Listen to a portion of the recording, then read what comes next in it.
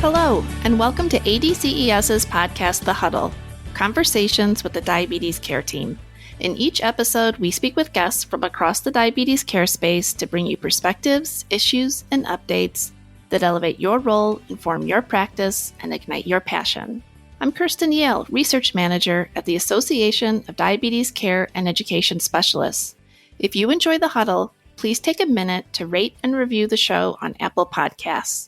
Today we're discussing peer support groups, why they should be available to your clients, and how you can start or utilize a program in your community.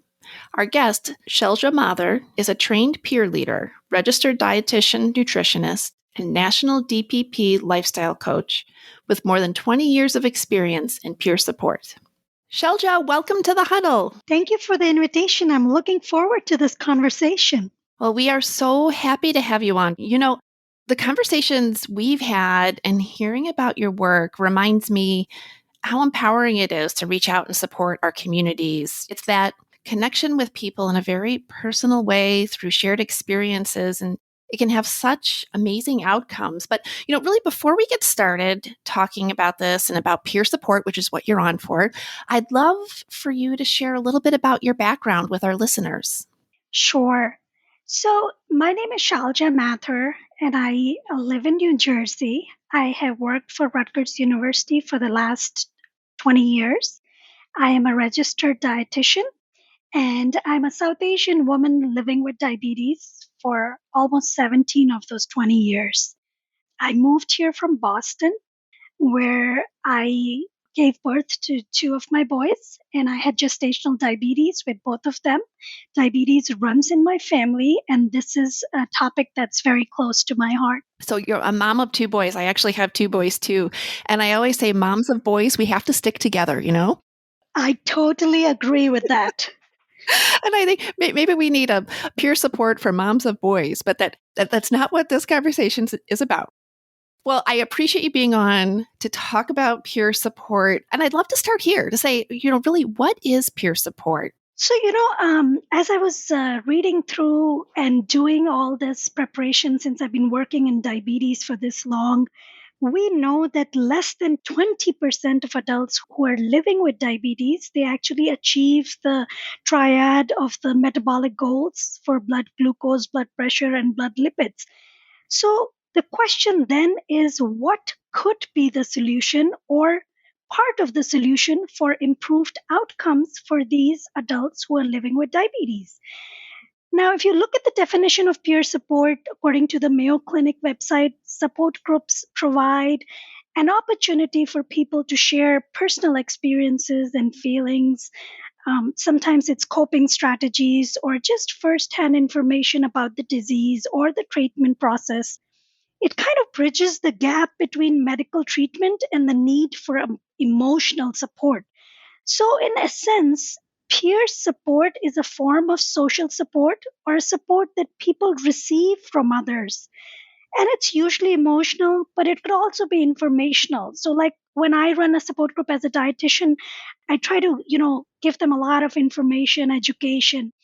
And in the last few months, as we have lived through the pandemic, we have all seen that social support helps to buffer individuals and families from the effects of stress, and it also increases resiliency to survive.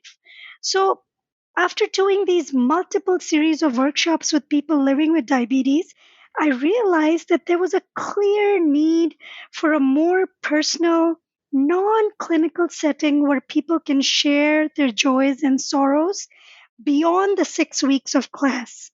So, in terms of value of peer group, when we think about a chronic disease like diabetes, the support has to be sustained long term, or that it must be sustained long term.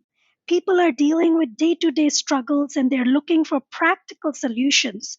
So, we should not undermine the experience of people who are already living with the disease. The peer exchange is so valuable. And like you said, it is so powerful. It gives the person confidence and empowers them to try the changes themselves that someone has already successfully implemented. So, in a peer support group, they are connected to each other. by a common purpose. And they are in a very non judgmental space to learn from each other's experiences. And as I watch support groups, as I run them, they are powerful places to be. That's where the value really comes in, right? It sounds like you're talking about the non-judgmental exchange, or that bridge that decreases stress and increases resiliency. Is that what you'd say? I would certainly say that that's where the value of peer support comes. Yeah. In healthcare, it's always like we're looking for value, value, value. And value, though, is what gets people to start really thinking about these things. How did you get involved in peer support? So, my journey with peer support actually started a few years ago. I was selected as a Diabetes Hands Foundation Fellow, and I met many other diabetes advocates at a conference that was held in California. And there I was introduced to Sarah Mart, who's the Director of Operations for Diabetes Sisters. Diabetes Sisters is actually a national nonprofit, and they run support groups for women living with diabetes. So I must thank Diabetes Sisters for introducing me to this concept of a support group. And not only that, they also provided me with the initial training and content that I needed to get started. And that's where my journey began. When I just introduced you a couple minutes ago, I really meant it when I said you inspired me to think about how empowering it is to help other people, right? Like, so you can help other people in a way when you can connect with them. So how did this help because you said you've had diabetes you were diagnosed 17 years ago. How has this helped you in your diabetes management? Actually, I had gestational 22 years ago. That's how old my older son is. But I got full blown diabetes 17 years ago. So I have to say that I have learned a lot over the years from my own support group participants. Some of them come with more years of experience with living with diabetes than I do. And we have exchanged recipes, we've cooked together on Zoom, we have exchanged texts on a really tough day, and we do activities outside of the support groups. We've gone for walks on the beach, or we've gone to, just to eat out, hang out together. For me, it is a place that I can really ask for help if needed. It is a place that I'm able to say that I am not okay today. I look forward to my support group meetings and see everyone's faces. It is important for this community, the diabetes community, to be accepted and understood. And I'm really passionate about this work, and it gives me my spark to keep going on for others, like what it did for me. Well, I think it's pretty amazing that, you are that bridge for so many people. And would you say that being that bridge, then it sounds like that reduces your stress and increases your resiliency, bringing this bridge or creating this bridge for other people? I definitely think that it does make a difference for me, and I hope it does for the people who attend the support groups that I run, because I feel that it is something that I look forward to. And there is research that says, people who run support groups actually have reported less stress.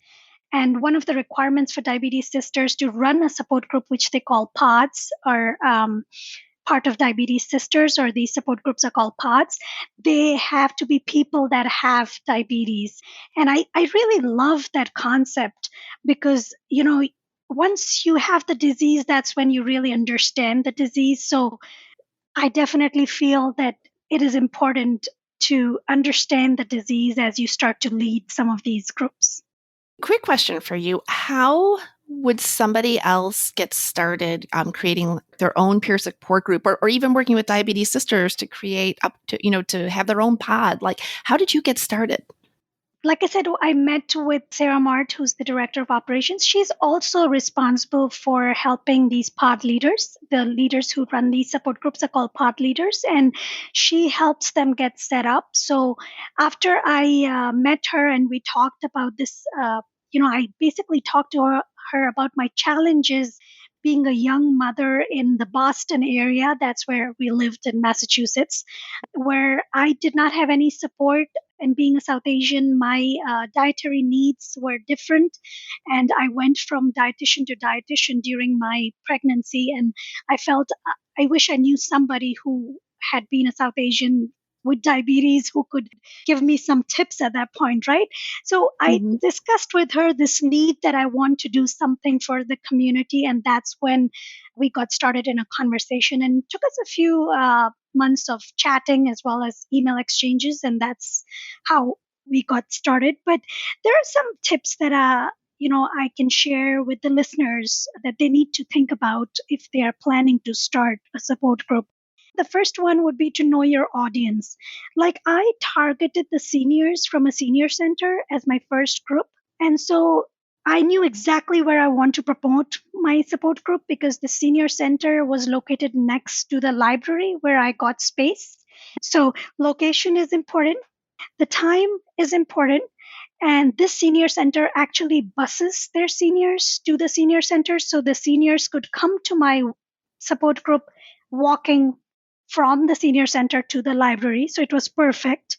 The timing had to be something that was good for them. So it had to be like in the morning. So 10:30 to 11:30 is what I have been using for many years. And another thing to consider is you have to decide, now that we are all so well zoomed in, I must say, that whether you want to run an online class or an in person, because I started out in person, but the second group that I started recently is on Zoom. So I chose to do the Zoom one because Diabetes Sisters does have a restriction that it only allows women to be part of the support group.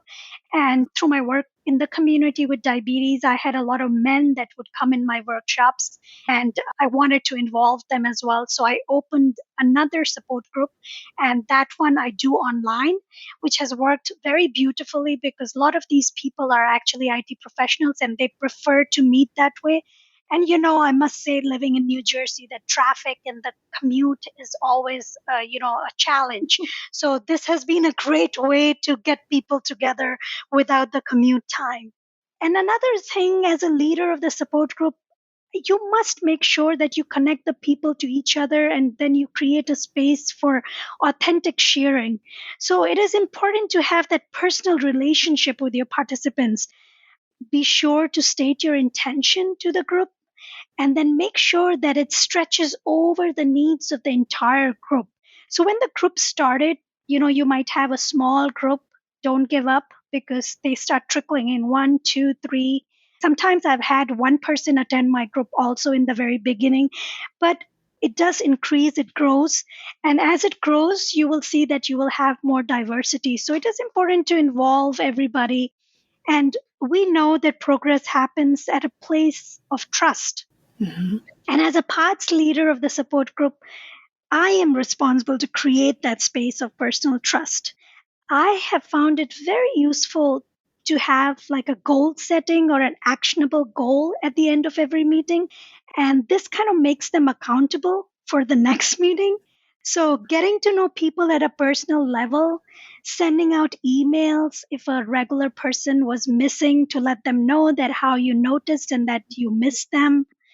Just these are people, and these are people struggling with a chronic condition. So, everybody likes that thoughtful, kind word. People have used nextdoor.com to recruit new members for their support group. I was just lucky because of the location that I did not use any other way to recruit them. I have also tried to make my support groups fun. I feel that meetings are fun when they're done as a team. So I always have an agenda, and I try to plan at least 3 months in advance. Diabetes Sisters has a lineup of modules or mini lessons that I use to plan ahead. Like this month was Heart Health Month, so I used a lesson for heart health. And I always also try to invite guests to my meetings. So the South Asian group that I have this coming Wednesday, I have an endocrinologist who's coming in. She will be logging in for 20 minutes of that hour, and she will be taking questions. I have asked all my participants to wear red for heart health. So, just make it fun, whichever way you can, be creative. And then I always like to send a personal thank you note just to say thank you for attending and that I hope that you learned something new at this meeting. And it all kind of works out. You mentioned something earlier on, and those were all amazing tips, by the way. I loved those, and I know people will be able to use those. And you mentioned early on, and you're taking advantage of these Zoom meetings, right? And I think it's something we're seeing across the board about people leveraging the situation that we're in and saying, okay, what can we do virtually? And what is going to continue longer term, even after we're all free again?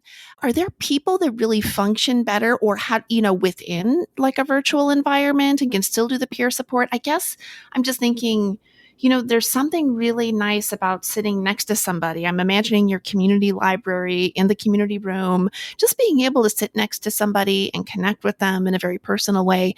Can you do that on a Zoom call? I have to say that, Kristen, as I started, I was apprehensive myself about this whole thing. But it has worked out beautifully because people talk, converse. We have some rules in the beginning. Of course, that personal, meetings, those smiles and, that chit chatting before and after the meeting doesn't happen. But there is a personal connection that we are able to bring in these Zoom meetings. And the other advantage that I found with these Zoom meetings was that in the library, I could only target the elderly population, the seniors, and I'd never got the people who were living with diabetes but had jobs. Mm-hmm. So this other group that I have, actually I run it in the evenings and it is on Zoom so people can join after work. So what I'm seeing in that group is I see a lot more younger people join that group. So definitely there are advantages to, meeting in person, but this has worked out really well. Well, in a very basic way, I just think it hits all sorts of different personalities where, you have some people who, with a Zoom meeting, you have the opportunity to ask questions through the chat function. Do you know what I mean? Like you don't have to be on or in front of people all the time. And for people who, like maybe the introverts who are a little slower to come out or they process information and think about things later, it just seems like having multiple platforms or multiple ways to do this peer support just offers so many more opportunities to reach every person where they're at. So quick question as we start, a quick turn here. I know that you've worked with peer leaders and in your groups. How has that worked, or what role do these peer leaders play in your support groups or in your pods?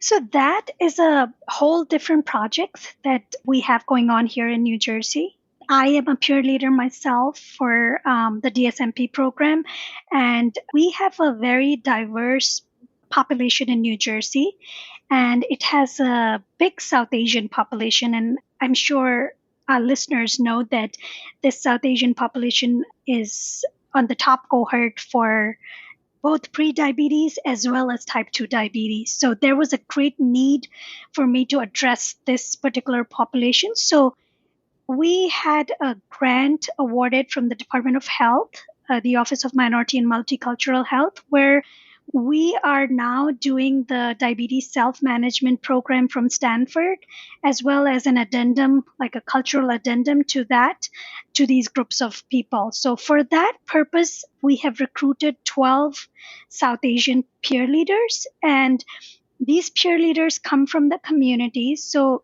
know that the South Asian countries are very diverse in itself. It's the countries of India, Nepal, Bhutan, Pakistan, Bangladesh. So different foods, different culture. And we have tried to recruit these people because they speak different languages.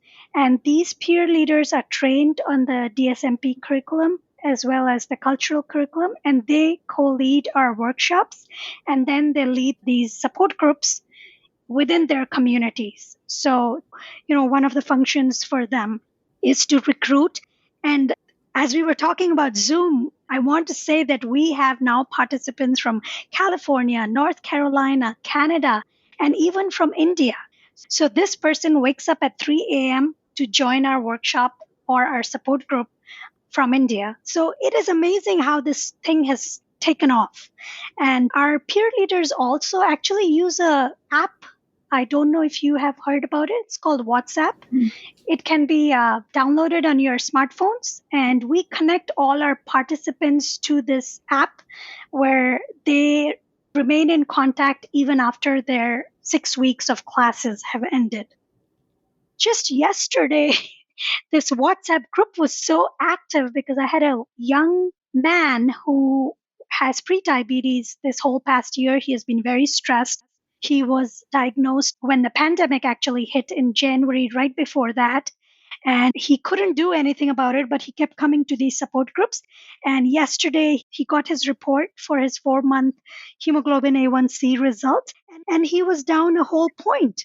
So the entire group has been his cheerleader all these months, and there was a lot of celebration. That's fantastic. So it's sort of like you're creating a peer support group for them long term or however long that they want to continue working with the groups, right? Yes. And that's how we are seeing it evolve. It is amazing how, because it is a group of people, somebody or the other will post something and, people chime in and people give their TED Talks there. There's this food, that. It's an amazing group of activity that you see that's ongoing, and that's ongoing without any effort from me. Once I get that group started, it takes on by itself. And your leaders that you have working with you, this is all volunteer, and are they going to continue, doing this beyond the project? Yes, they are all actually trained from our local county Department of Health. So some of them want to continue, and I've already seen they have been with us for 3 years now. And they already have setups in their mosques and churches and temples. And one of them works in Lions Club. They want to do bigger diabetes workshops like this with their own communities. So yeah, I think they're going to continue to do the work even after the grant is over, which is ending in June of this year. Well, earlier you mentioned that really important piece, which is creating trust. We need more peer support groups. How do you inspire others to start their own group? As educators listening to this podcast, we know that peer support groups decrease both morbidity and mortality rates, and thus increasing life expectancy, right? So, it also increases the participants' knowledge of diabetes so they can make more informed decisions about their disease state. It allows the participants to put self-care on the list for themselves without feeling guilty. Even the research has reported that it kind of improves the health status and the self-care skills of the people who attend these groups, and including medication adherence. So as educators, our listeners for this podcast, I'm sure they know the problems we have with compliance and medication adherence. And I think the support group is a great place to get that encouragement to, adhere to a regular schedule for both medications or insulin as needed. Additionally, like I said, like we discussed before, providers of this social support group, they have also reported less depression, a heightened self-esteem, and most important is that you will improve the quality of life of someone living with a chronic condition. So it may sound very overwhelming to start a support group, but it is an opportunity for you to make a difference in the world, and I think that you should take it up. I also feel that you don't have to really start a new support group. If there are existing support groups, you could just use that as a stepping stone to a smaller subset. But it has been a very rewarding experience for my own journey with diabetes. Well, we know that diabetes is a pandemic, and, peer support is a way to reach everyone, because that's really one of the major issues we have, especially in the US, but I would say globally, is this issue of how do you reach everybody and give every person with diabetes the support they need to do self-management and manage along with, in partnership with their healthcare provider. Thank you so much for being on, and I look forward to chatting again soon sometime. Absolutely. Thank you for inviting me, and thank you for giving me this opportunity to share. Thank you for listening to this week's episode of The Huddle, Conversations with the Diabetes Care Team. Today we heard from Shelja Mather, a peer leader in her community.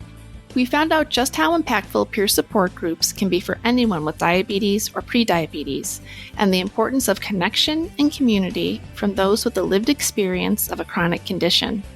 Peer leaders are a key component in starting and managing a successful peer support group and can provide the culturally appropriate care needed for ongoing support. For more information on peer support, visit diabeteseducator.org/peer support for HCP. Membership at ADCES gives you access to the education, networking, and resources to improve your practice and optimize outcomes for your clients. Find out what ADCES can do for you at diabeteseducator.org/join. The information in this podcast is for informational purposes only and may not be appropriate or applicable for your individual circumstances. This podcast does not provide medical or professional advice and is not a substitute for consultation with a healthcare professional. Please consult your healthcare professional for any medical questions.